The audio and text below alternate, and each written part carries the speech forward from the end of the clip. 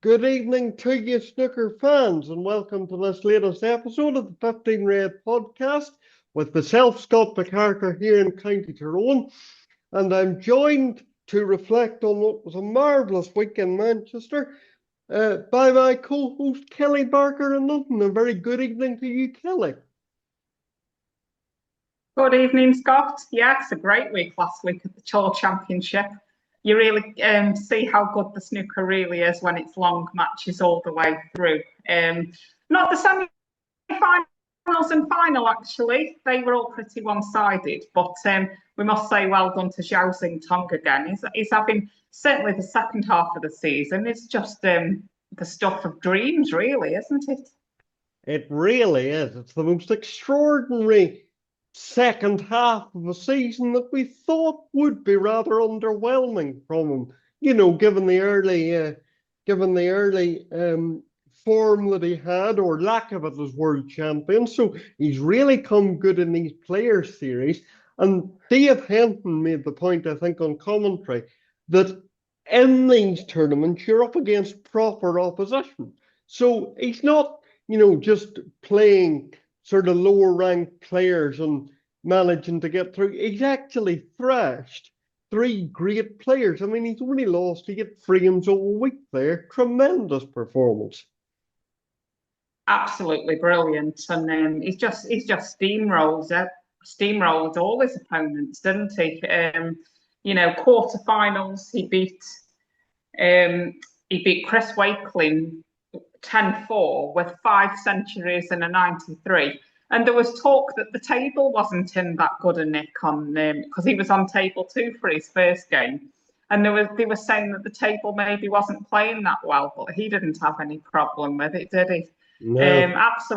Absolutely sublime form. There was not just him though. There was some really good matches early on. I really enjoyed Judd Trump beating Mark Allen on the first afternoon. Judd went 4-0 down, and I was like, oh dear, this is not going to be. He hasn't got a good record in the Tour Championship the last few years, and I thought it was going to be another early exit for him. But he turned it around and beat Mark Allen 10-8. Great clash of the class of 92 also. John Higgins beat Mark Williams 10-8. I thoroughly enjoyed that game all the way through. Wonderful. I'm a little bit more of a Mark Williams fan, so, I would have liked him to win. But I was pleased for you and for John Scott. And I have to say as well, John's really grown on me in the commentary box last week. I thought he was very, very good, a good pundit. Yes. And maybe when his time of playing does come to an end, maybe that's a future for him, because we haven't seen him do much of it in his career so far. But I really enjoyed listening to him as well as watching him last week. Yes.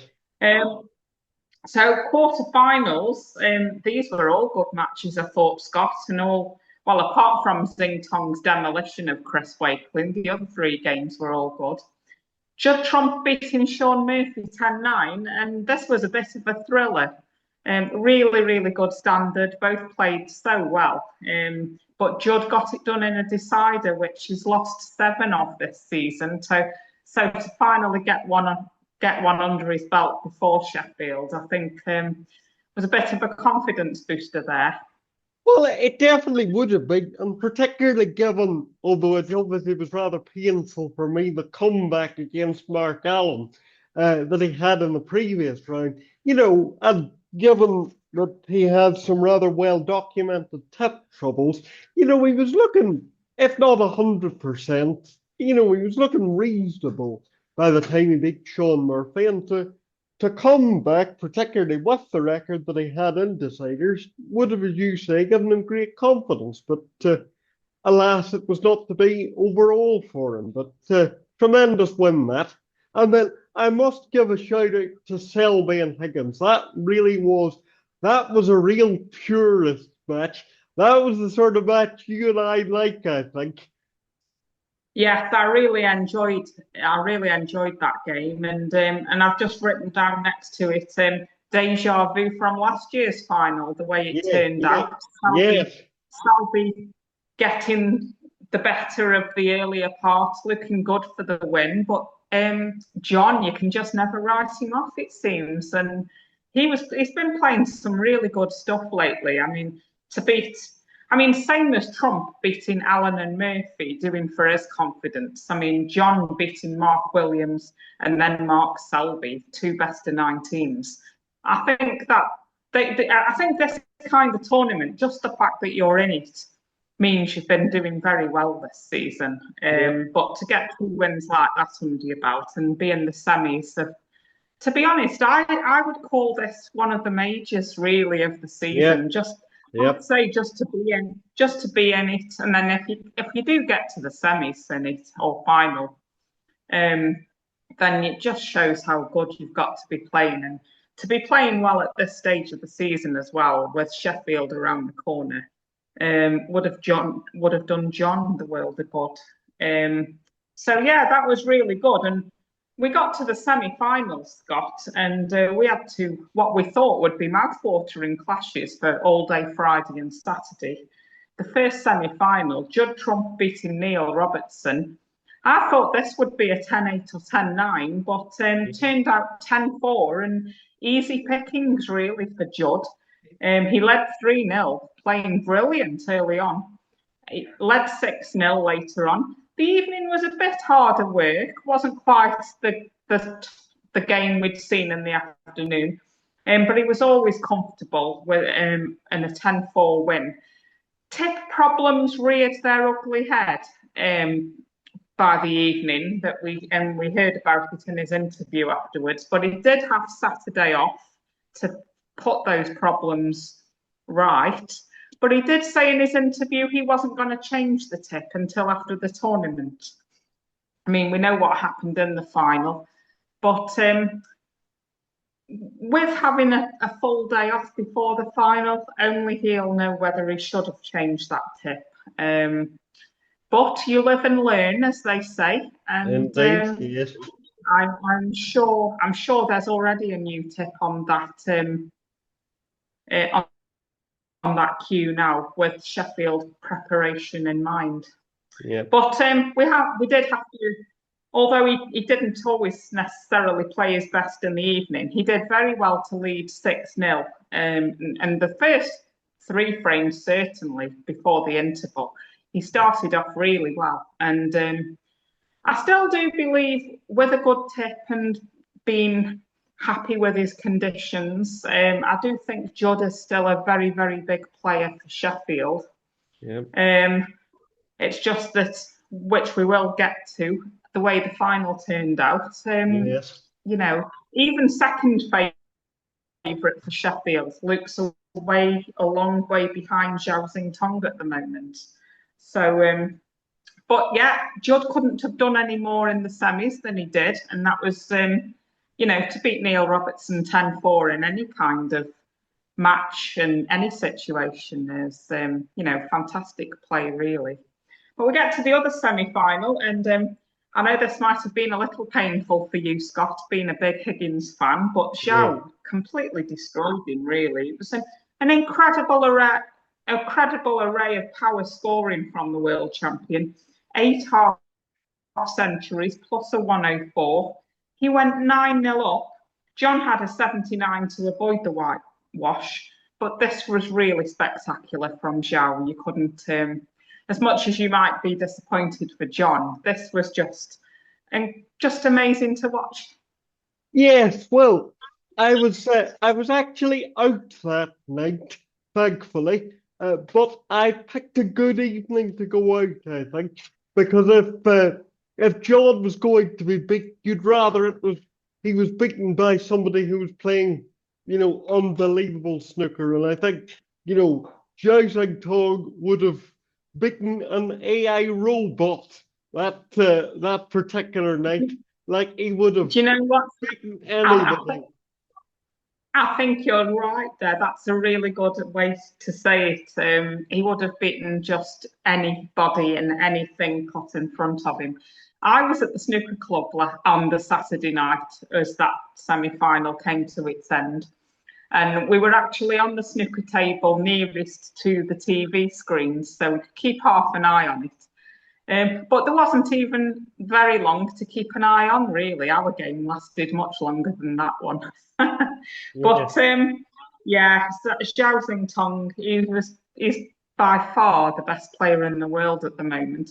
But it did leave us a very tasty treat for the final, Judd v Zhao, and I think this has been a matchup that snooker fans have been wanting to see for some time, Scott, because they are and they have been the best two in the world, I think, over the last few months.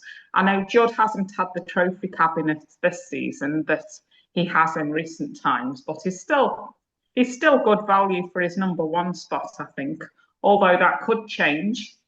I believe if Zhao wins in Sheffield and Judd loses in round one, Zhao Xingtong would go to number one, which is quite incredible, really, when this time last year he wasn't even ranked.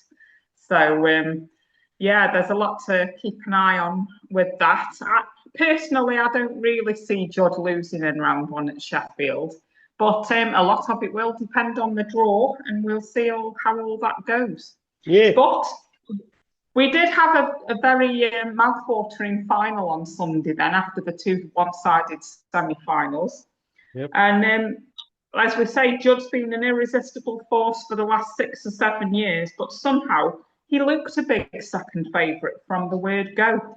Yeah. Zhao has completely taken over as the best player in the world, and at 5-3 after the first session, he went on to win 10-3 as a canter at night.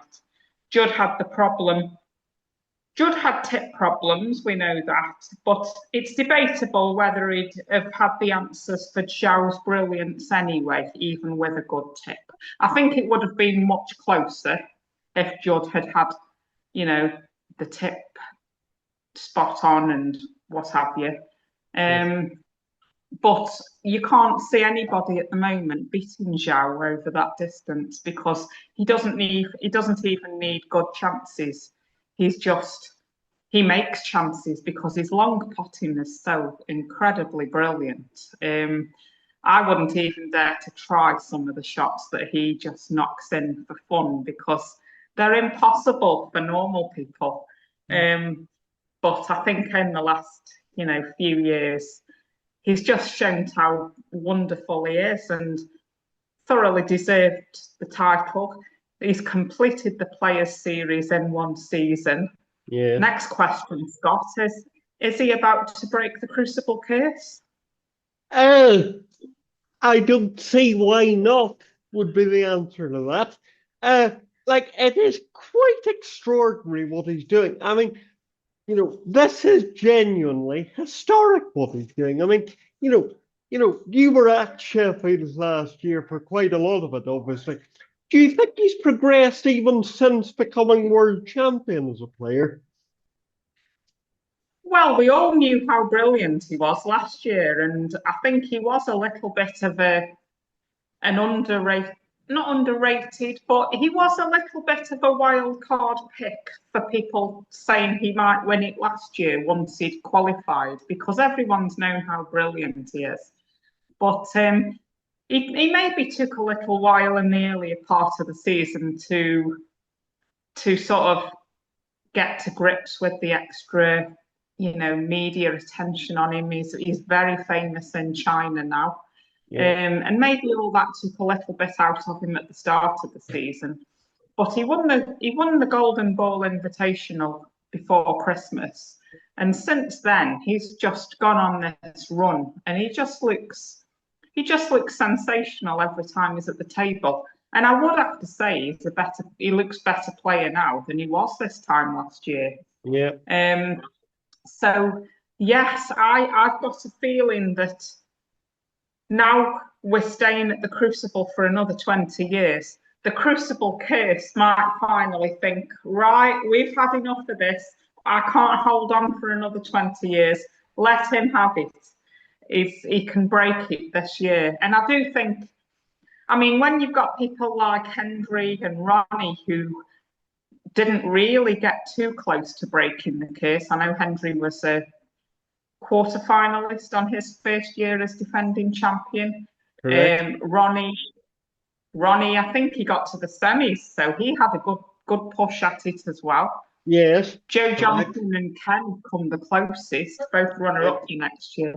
Yep. But if the likes of Hendry, Davis, and O'Sullivan didn't really get to, within a few frames of the curse, then Yeah. what chance has Sing Tong got? But I do think he's got a very, very, very good chance this year. He's Yeah. he's just looking too good. And as good as he's looking, I'm not convinced other players at the top, the Judds, the Selby. I do think Judd, if he does get his tip right and he's happy once he gets there, I do think he's in with a good chance, a very good chance. But I just can't name one player who I think will be favourite if they play Zing Tong. I did have my doubts before whether he would beat somebody like a Selby or maybe a Kyron or a Higgins over a long distance because they are such great match players and Yeah. they could potentially tie him up in knots.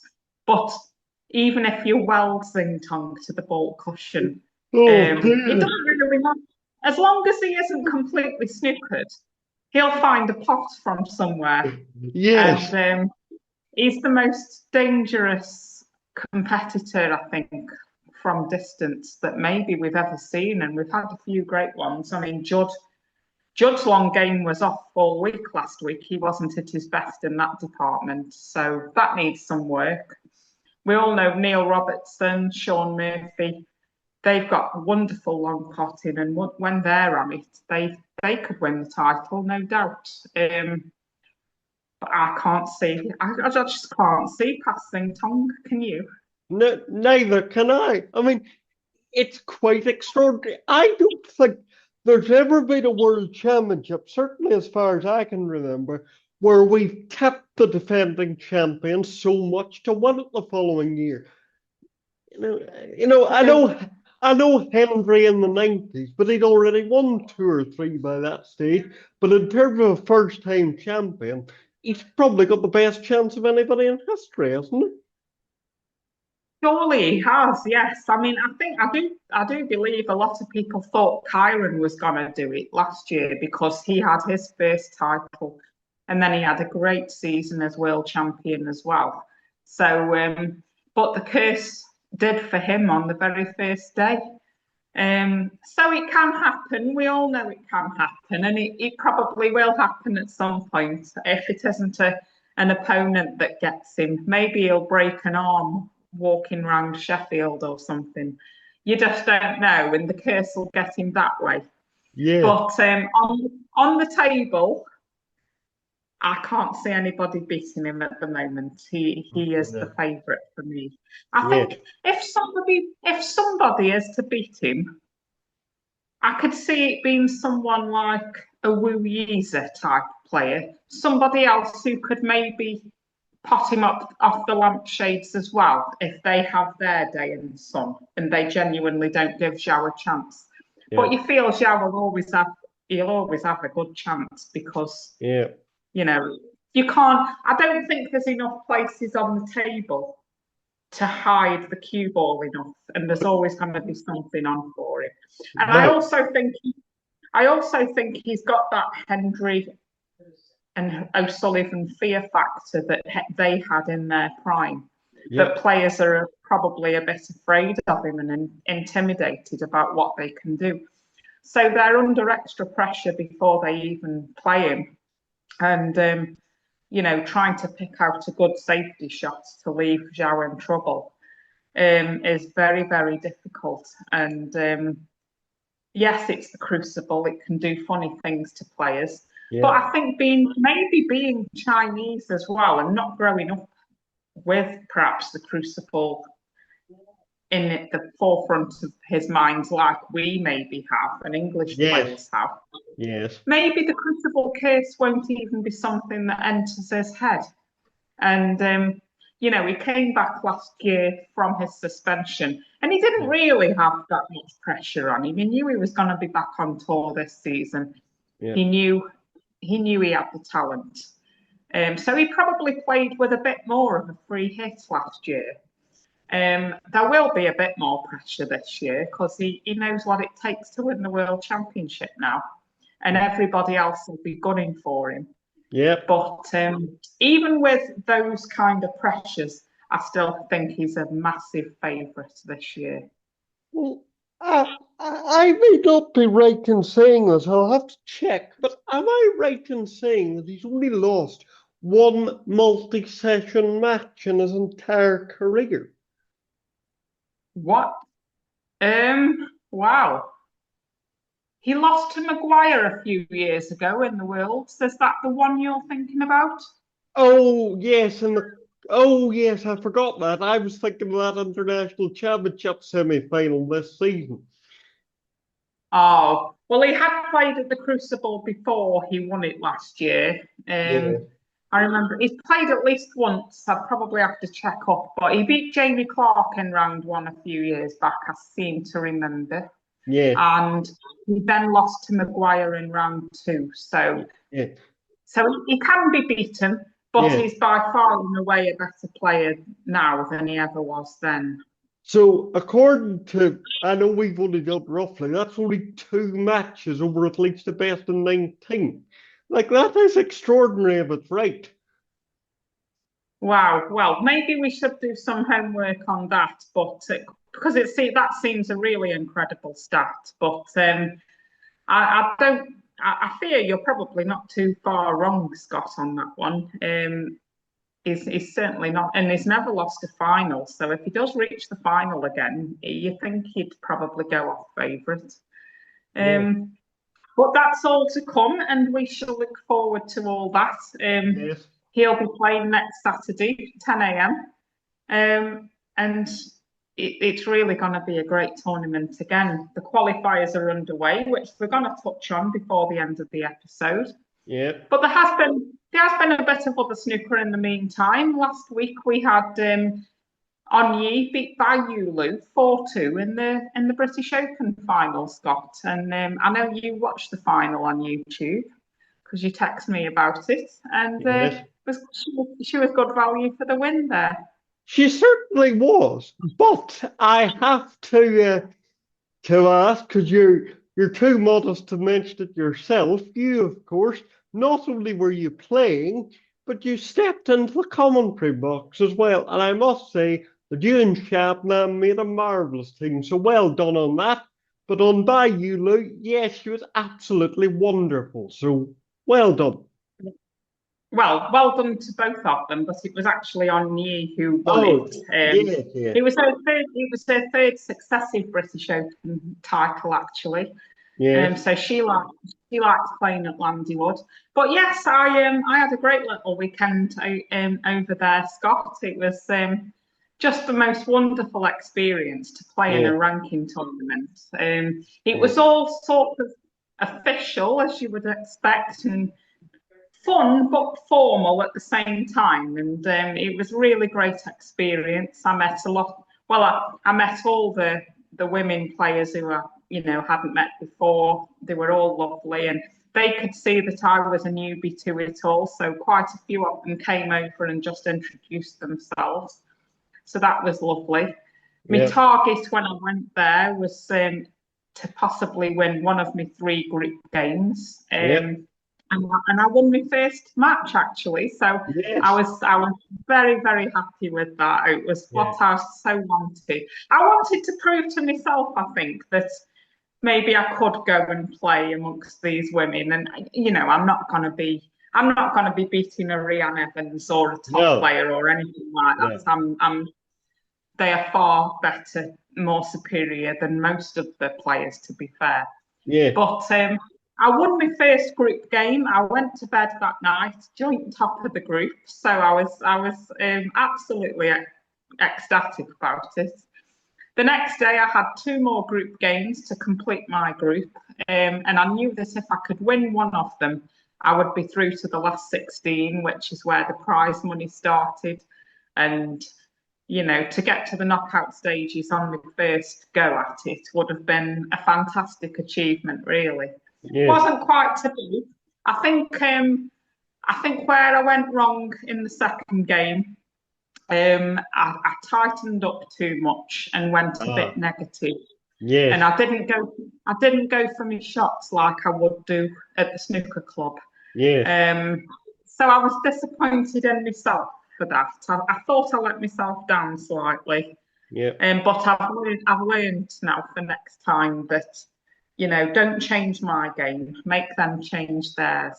correct. And but I'm still new to it all, and Yeah, it was, it's a lot of learning to do, still a lot of improving to do, but yeah, I thoroughly enjoyed it, and I can't wait to do it all again. yes.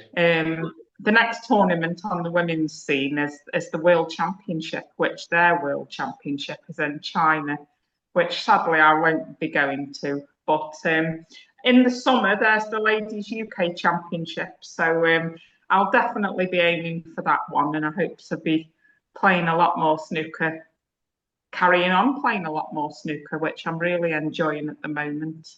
Yep. Um, I also entered the seniors event and the Challenge Cup. So I had 3 days of really good snooker time, really good table time against a lot of these ladies who, they're battle hardened really, and they can play, they can knock in breaks. The standard of that tournament was probably better than I knew it wouldn't be bad standard, Yeah. and we all know what the top ladies can do. But Yeah. to be in amongst it and seeing what it was all about, I just absolutely loved it, Scott. And then once my playing time was over on Sunday, I was asked if I fancied to go at the commentary because Shabnam was going to be on her own. So I sort of tentatively said yes, but once we got chatting away, it was just like talking to your friend in the bar over the game. So Yeah. yeah, I really enjoyed doing it, and yeah, it would be something I would do again if I was ever asked. But yeah, as all the top players would say, it's better to have a cue in your hand than a microphone. But Yeah. if if you can combine both over the weekend, then it really was great experience. Well, you did very well from my point of view listening to you. So you did very well indeed. So well done on that. And I'm sure that if any of the broadcasters are listening, they'll be paying very close attention. So well done, Kelly. I'm very proud of you. Oh well, thank you, Scott. It was great to go away and do that, and just to be playing. And the Landywood Club as well is such a beautiful club. The tables are absolutely fantastic, and you can see why Stan Moody and Liam Pullum have set up base there and used Yeah. that as their daily practice. One of my matches actually was on the star table that Stan and Liam practice on. So that was quite a thrill. And, they really are such great tables. I mean, I Yeah. think when I lost on the Sunday morning in the Challenge Cup, the disappointment wasn't because I'd lost, it was because that was my last chance on the table, really. And Yes. I just wanted as much table time as possible. But yeah, it was all fantastic. I'm really glad I did it. I think most of us would say we're not good enough.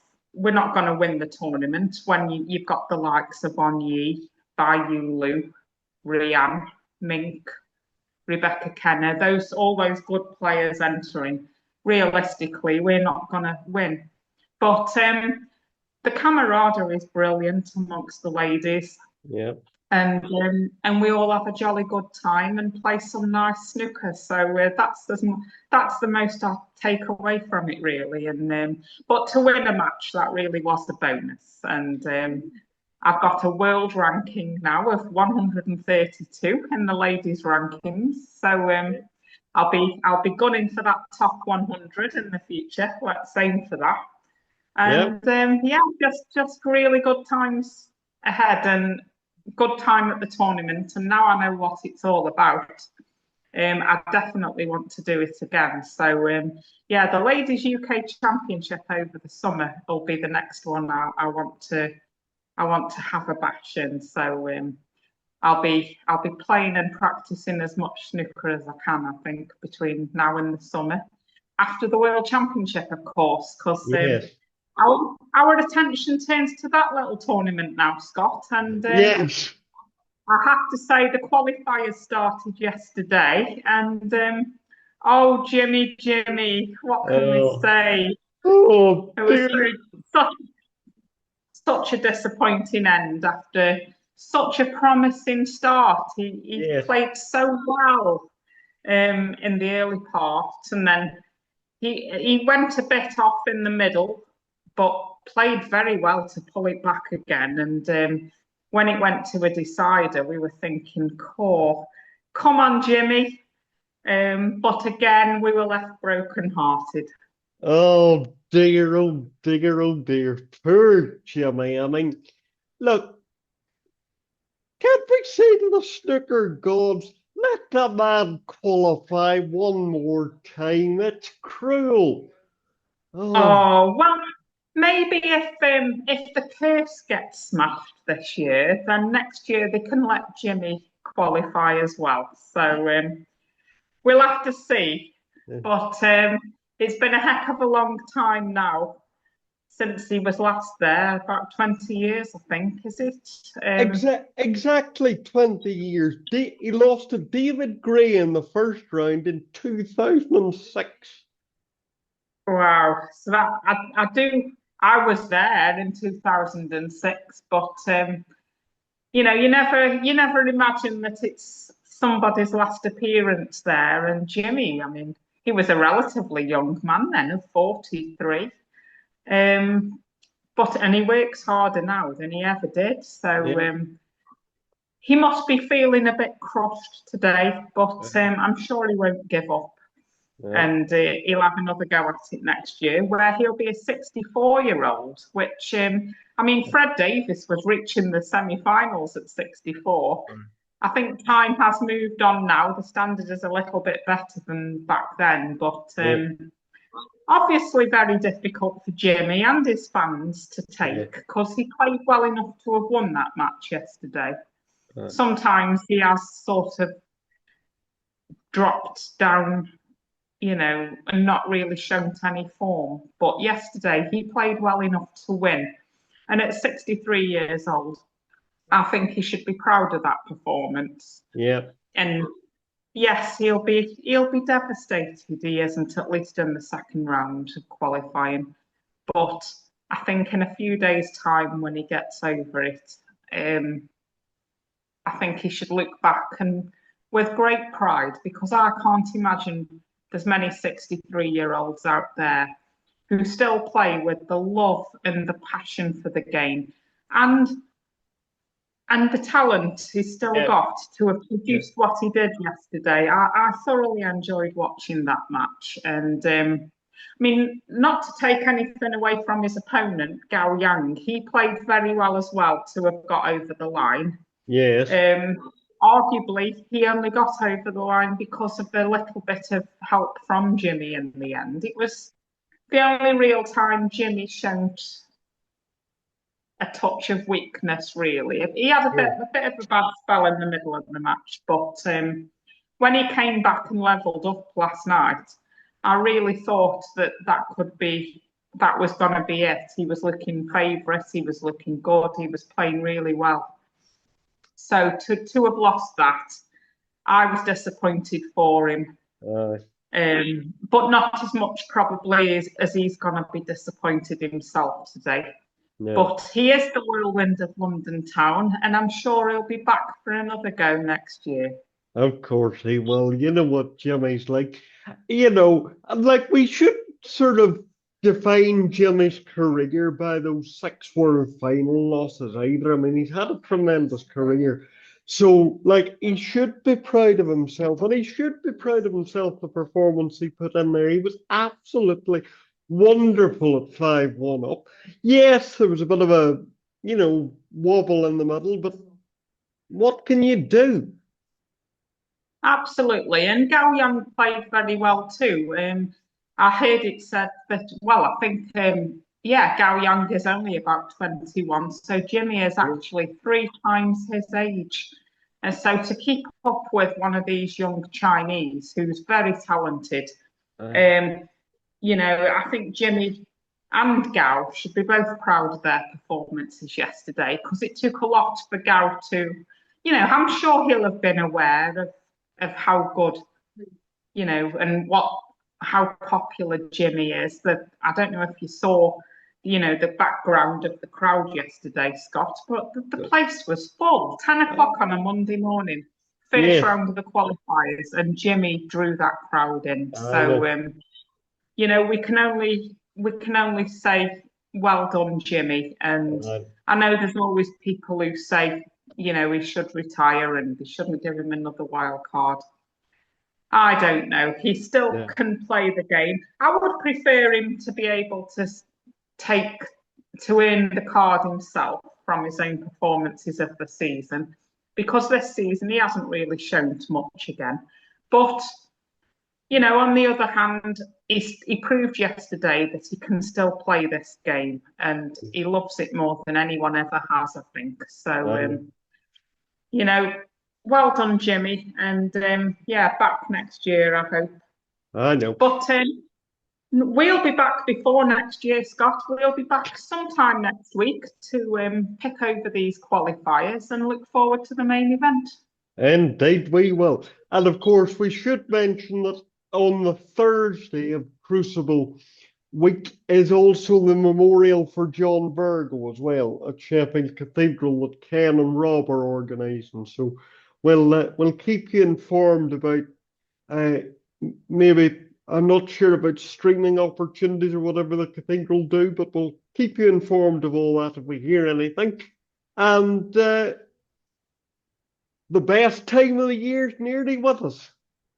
Absolutely, like we always say, that as it's always said at this time by various people in snooker, it's the most wonderful time of the year. It So is. on that note, Scott, we'll be back next week at some point, and we'll see you then. Bye, everyone. Goodbye.